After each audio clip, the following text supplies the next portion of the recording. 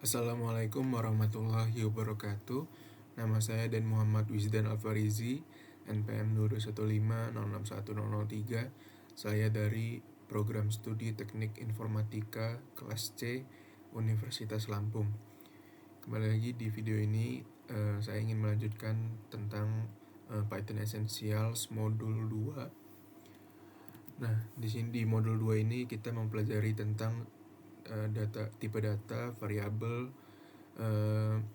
operator input output dasar, dan juga operator dasar di Python. Nah, sebenarnya untuk di modul 2 ini kami akan fokus ke pembahasan mengenai basic input output operation atau operasi input output dasar. Tapi untuk di modul 2 ini secara keseluruhan merupakan ini tema pembahasannya. Untuk tipe data di Python ini dibagi menjadi 3 seperti biasa. Ada tipe data angka atau numerik. Nah, di tipe data numerik ini ada tipe lagi, yaitu int atau integer. Itu merupakan tipe data bilangan bulat seperti 1, 2, 3, dan seterusnya. Nah, kemudian ada float atau floating point. Tipe data float ini merupakan bilangan pecahan yang memiliki koma ya. Lalu ada yang tipe data kompleks, bisa seperti 3 plus 4J, 4 minus 3J, dan sebagainya. Lalu ada tipe data strings atau str. Nah, biasanya seperti kata-kata biasa seperti hello world, kata Python, dan sebagainya yang ditulis di dalam petik 2 atau petik. Lalu ada tipe data boolean. Boolean ini atau bool yang tipe data yang hanya memiliki 2 nilai, yaitu true dan false. Nah, lalu ada tipe data urutan atau sequence. Di sini ada list, tuple, dan range. Untuk list itu merupakan tipe data yang dapat menyimpan beberapa nilai atau objek di dalam satu variabel, atau bahasa lainnya untuk bahasa pemrograman lain itu biasa dibilang array ya. Lalu tuple ini tipe data yang mirip dengan list, namun isinya tidak dapat diubah setelah didefinisikan. Untuk range ini merupakan tipe data yang digunakan untuk membuat urutan angka secara otomatis. Lalu ada tipe data set. Nah, set ini tipe data yang digunakan untuk menyimpan kumpulan objek yang unik. Lalu ada tipe data mapping. Tipe data mapping ini atau dict merupakan tipe data yang digunakan untuk menyimpan kumpulan pasangan kunci dan nilai atau key dan value. Lalu variabel di Python. Variabel pada Python ini digunakan untuk menyimpan data atau nilai tertentu yang dapat digunakan dalam program. Nah, setiap variabel ini memiliki nama dan tipe data tertentu yang ditentukan saat variabel tersebut didefinisikan. Nah, untuk mendefinisikan suatu variabel dalam Python itu kita hanya perlu memberikan nama variabelnya saja dan nilai yang ingin disimpan pada variabel tersebut, dan Python akan mendefinisikan sendiri tipe datanya apa. Lalu, nah di sini contoh, misalnya ada variabel nama. Di sini nilainya adalah John. John di sini merupakan tipe data string. Jadi kita tidak perlu menuliskan tipe datanya lagi. Python akan langsung mendefinisikannya secara otomatis. Nah, ada lagi variabel umur. Di sini kita isi 25, yang dimana itu akan didefinisikan sebagai tipe data integer. Lalu ada tinggi. Nah, variabel tinggi ini nilainya 170,5, yang artinya merupakan floating point. Nah, variabel pada Python ini bersifat dinamis, artinya kita tidak perlu mendefinisikan tipe data secara eksplisit seperti tadi yang tidak perlu kita tuliskan. Nah, ketika kita membuat sebuah variabel, Python akan menentukan tipe data variabel secara otomatis berdasarkan nilai yang kita berikan pada saat mendefinisikannya. Nah, kita masuk ke pembahasan utama kali ini ya, basic input output Python. Nah, dalam Python ini kita dapat menggunakan fungsi bawaan input dan print untuk mengambil input dari pengguna dan mencetak output pada layar menggunakan print. Nah, fungsi input ini digunakan untuk meminta input dari pengguna dan menyimpannya ke dalam sebuah variabel. Nah, ini contohnya dalam penggunaan fungsi input pada Python ya. Jadi misalnya kita memiliki variabel nama. Nah, di sini nama ini adalah input masukkan nama Anda. Jadi pengguna nanti disuruh menginput suatu nilai dengan kata-katanya itu perintahnya masukkan nama Anda. Nah, kata-kata yang akan diketik oleh pengguna nanti itu akan dimasukkan ke dalam variabel nama. Lalu ada variabel umur. Lalu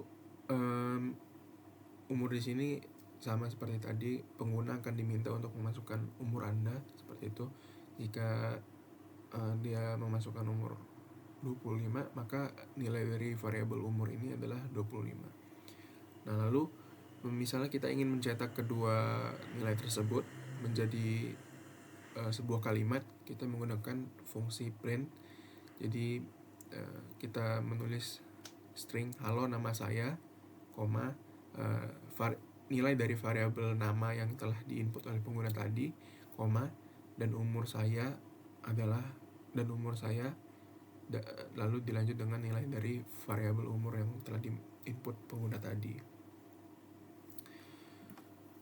Lalu fungsi print pada Python ini digunakan untuk mencetak output layar ya seperti tadi.